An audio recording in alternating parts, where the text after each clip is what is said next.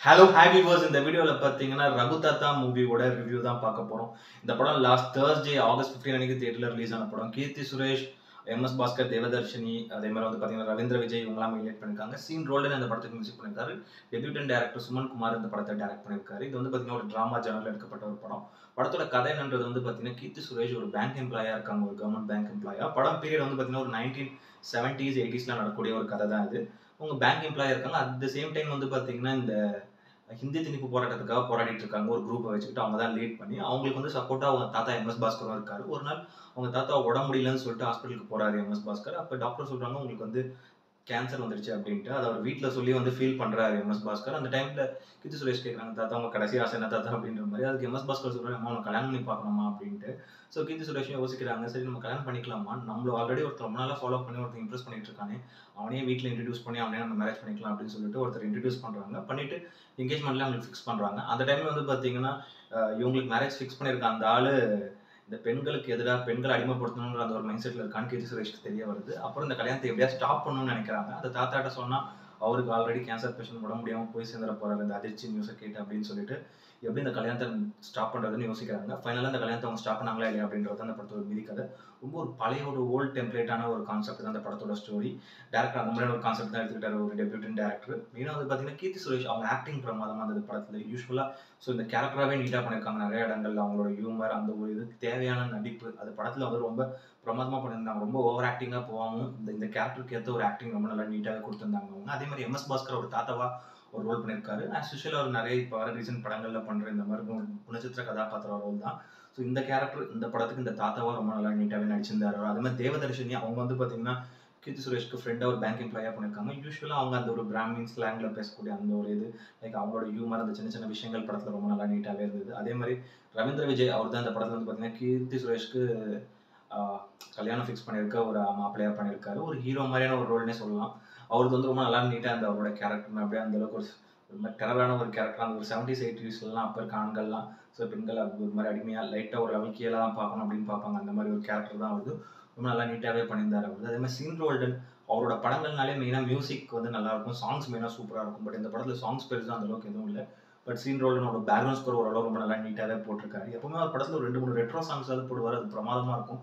மெயினாக இதுவே வந்து பார்த்தீங்கன்னா ஒரு 70s 80s நடக்கிற காலகட்டத்தில் நடக்கிறதுனால அவருக்கு சரியான ஒரு விருந்தா இருக்கும். நல்ல சாங்ஸ்லாம் போட்டு பயங்கரமா பண்ணலாம். பட் அத அவர் வந்து சொதப்பிட்டாரு. சாங்ஸும் பெருசா எதுவும் இல்ல படத்துல. அது ஒர்க் அவுட்டே ஆகல. ஸோ அப்ப எதுக்கு இந்த மாதிரியான ஒரு மியூசிக் டைரக்டர் அவங்க சூஸ் பண்ணாங்கன்னு தெரியல இந்த படத்துக்கு. ஏன்னா இவரு வந்து இந்த மாதிரி 90s அந்த 80s 70s ஸ்டைல்ல பயங்கரமா சாங்ஸ் போடக்கூடிய ஒரு ஆள் தான் அவர். இப்ப இருக்க ரெட்ரோ சாங்ஸ்லாம் பிரமாதமா போடக்கூடிய ஆளு. பட் அவருக்கு இந்த படத்துல பெருசா ஒரு ஸ்கோப்பே இல்லைன்னு தான் நான் சொல்லுவேன். அதே மாதிரி யாமினி யுகமூர்த்தியோட சினிமாட்டோகிராஃபி படத்துக்கு ஒரு பெரிய ப்ளஸ். நிறைய அந்த ஒரு 80s 70s அந்த ஒரு காலகட்டத்தில் நடக்கக்கூடிய அந்த ஒரு லொக்கேஷன் செட் எல்லாமே ரொம்ப நல்லா நீட்டாக கேப்சர் பண்ணியிருந்தாங்க படத்தில். லைக் அந்த டிஐ ஒர்க் அது எல்லாமே நல்லா இருந்தது படத்தை பொறுத்த வரைக்கும். அதே மாதிரி வந்து டிஎஸ் சுரேஷோட எடிட்டிங்கும் படத்துக்கு ஒரு பெரிய ப்ளஸ். அந்த படம் வந்து ஒரு 2 மணி நேரத்தில் ரொம்ப நல்லா நீட்டாக கிறிஸ்பாக கட் பண்ணியிருந்தாரு. பட் இதுவே அவருக்கு ஒரு பெரிய சேலஞ்சாக தான் இருக்கும். ஏன்னா படத்தோட கான்செப்டே வந்து பார்த்தீங்கன்னா ஒரு ஷார்ட் ஃபிலிம்கான ஒரு கான்செப்ட் தான். இது அவர் எப்படி 2 மணி நேரத்துக்கு கஷ்டப்பட்டு கட் பண்ணாருன்றது எனக்கு தெரியல. அதுவே ஒரு பெரிய விஷயம் அவர்கிட்ட நல்லா பண்ணியிருந்தாரு. மெயினாக டேரக்டர் சுமன் குமார் அவர் வந்து பார்த்தீங்கன்னா ஒரு டெபியூட்டன் டேரக்டர். ஒரு ரொம்ப ஒரு சிம்பிளான ஒரு கான்செப்டை தான் எடுத்துக்கிட்டாரு. மெயினாக அதுக்கு மேலே இந்த இந்தி திணிப்பு அப்படின்ற ஒரு விஷயம் தமிழர்கள் எப்படி எடுக்கிறாங்க, எப்படி அதை வந்து எதிர்க்கிறாங்க அப்படின்ற அந்த ஒரு விஷயத்தையும் வந்து அவர் வந்து கோர்த்து ஒரு விஷயம் பண்ண பார்த்தாரு. அது வந்து இன்னும் ஸ்ட்ராங்காக வேற லெவலில் சொல்லியிருக்கலாம் படத்தில். இதை வந்து அப்படியே அப்படியே ஜஸ்ட் லைக் தட்ன்ற எந்த ஒரு கான்செப்டை அதை வந்து மேலோட்டமாக சொல்லிட்டாரு. ட்ரைலரில் சும்மா ப்ரொமோஷனுக்காக அந்த இந்தி திணிப்பு அப்படின்ற ஒரு விஷயத்தை நிறைய வாட்டி போட்டு ஆடியன்ஸை தேட்டருக்குள்ளே இருக்கலான்னு பார்த்துருக்காரு. பட் படத்துக்குள்ளே பார்க்கும்போது அந்த இந்தி திணிப்புன்ற ஒரு விஷயமே மேலோட்டமா லைட்டா ஒரு லைன்ல சும்மா பேருக்குன்னு சொல்லிட்டு போன மாதிரி தான் இருந்தது. படத்துக்குள்ள ஒரு 2 3 சீன்ஸ் அது வந்து ஒர்க் அவுட் ஆச்சு. ஏன்னா வந்து பார்த்தீங்கன்னா, கீர்த்தி சுரேஷ்க்கு வந்து இந்த ஹிந்தி திணிப்புனாலே பிடிக்காது. அதனால அவங்க ஒரு சில விஷயங்கள் பண்ணுவாங்க. லைக் அந்த வந்து அந்த மார்ச் பாஸ்ட் சொல்லும்போது அந்த என்சிசில ஏன் ஹிந்தியில சொல்றீங்க?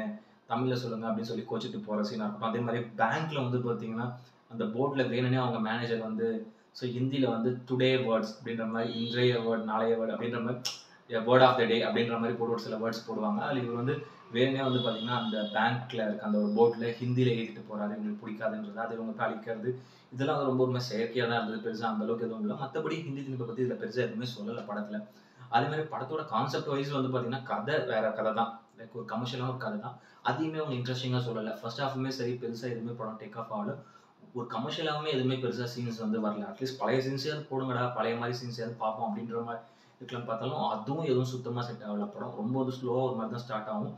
ரொம்ப உங்க பொறுமைய சோதிக்கும் ஃபர்ஸ்ட் ஹாஃப். செகண்ட் ஹாஃப் அதுக்கு மேல சுத்தம்.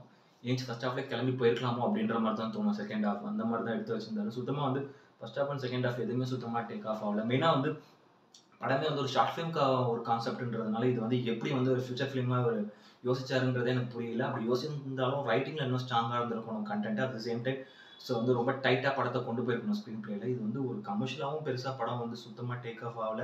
அட் தி சேம் டைம் ஒரு சிம்பிளா ஒரு சீன்ஸாவும் அவங்களால நகர்த்த முடியல. ரொம்ப போரிங்கான ஒரு சீன்ஸ்லாம் உள்ள போட்டு, ரொம்ப கிரிஞ்சான விஷயங்கள் போட்டு, டுவர்ட்ஸ் அந்த ஒரு கிளைமாக்ஸ் வரைக்கும் வந்து பார்த்தீங்கன்னா, உண்மையிலே ரொம்ப போர் அடிச்சு தான் போயிருந்தது. கீர்த்தி சுரேஷ் இந்த மாதிரியான ஒரு கான்செப்ட்லாம் சூஸ் பண்ணுவாங்களா அப்படின்னு வந்து நிறைய ஆடியன்ஸ் வந்து ஷாக்கா தான் இருந்திருப்பாங்க தியேட்டர்ல வந்து பார்க்கும்போது.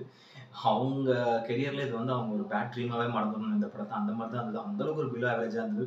ரொம்ப நான் எதிர்பார்க்கல கீர்த்தி சுரேஷ் இந்த மாதிரியான ஒரு சில மொக்க படங்கள்லாம் வந்து கமிட் ஆகி நடிப்பாங்கன்றது. இந்த படம் வந்து ரொம்ப வந்து இந்த படம் வந்து ஒரு கீர்த்தி சுரேஷ் படம் ஒரு பார்க்கலாம் அப்படின்ற வந்து ஒரு எதிர்பார்த்து தியேட்டர் போனவங்களுக்கு இந்த படம் ஒரு பெரிய பெரிய டிசப்பாயின்மெண்ட்டாக தான் இருக்கும். பட் ஆனால் ஒரு நல்ல அட்லீஸ்ட் ஒரு ஆவரேஜ் ஒரு கமர்ஷியல் படமாவது இந்த படம் வர வேண்டியது. அதுவும் வர முடியல. சீன் ரோல்டன் மாதிரி ஒரு நல்ல மியூசிக் டைரக்டர் வச்சுட்டு படத்தில் ஒரு சாங்ஸே இல்லாமல் எதுக்கு அவரை கமிட் பண்ணாங்க அப்படின்ற மாதிரி எனக்கு படத்தில் வந்து பட்டது வந்து ரொம்ப ஒரு மாதிரி கொலாப்ஸ் பண்ணி தான் வச்சுருக்காங்க. ஏதோ இந்த கதையை கூட ஏதோ ஒரு 20, 30 வருஷம் பழைய பெட்டிகள் வந்து எடுத்துன்னு வந்து கதையை எடுத்தோம். ஏதோ ஒன்று எடுத்தோம் அப்படின்றதுக்காக எடுக்கிறோம் அப்படின்ற மாதிரி பேருக்குன்னு எடுத்த மாதிரி தான் அந்த படம் இருந்தது. பெருசாக அது ஒன்றும் இல்லை. தியேட்டரில் போய் ஒன் டைம் பார்க்கலாமான்னு கேட்டிங்கன்னா கூட இது வந்து ரொம்ப கஷ்டம் தான். ஏதாவது வீட்டில் கரண்ட் கட்டு இந்த மாதிரி ஒரு நாள் மெயின்டெனன்ஸ் அப்படின்னு இருந்ததுன்னா சும்மா ஒரு காத்தோட்டத்துக்கு தியேட்டரில் போய் வேணால் உட்காரலாம் அந்த படம். அப்போ கூட உங்களுக்கு அங்கே பொறுமையாக தான் சோதிக்கும் இந்த படம். ரீசெண்ட் டேஸில் நான் பார்த்த ஒரு கமர்ஷியல் படத்தில் ரொம்ப ரொம்ப ரொம்ப பிலோ ஆவரேஜான ஒரு படம். இதுக்கு மேலே அந்த படத்தை பற்றி சொல்ல ஒன்றுமே இல்லை. ஸோ இந்த படத்துக்கான ஒரு ரேட்டிங் வந்து பார்த்தீங்கன்னா 10க்கு வந்து ஒரு 3.5 கொடுப்பேன். அந்தளவுக்கு ரொம்ப ஒரு பிலோ ஆவரேஜான ஒரு படம் அது. ரொம்ப போர் அடிச்சுன்னா ஒரு ஒன் டைம் பாருங்கள். இல்லைனா ஓடிடியில் வந்தோம்னா சும்மா ஒரு மாதிரி லைட்டாக ஸ்கிப் பண்ணி அது பாருங்கள். அதை தவிர இந்த படத்தில் பெருசாக எதுவுமே இல்லை.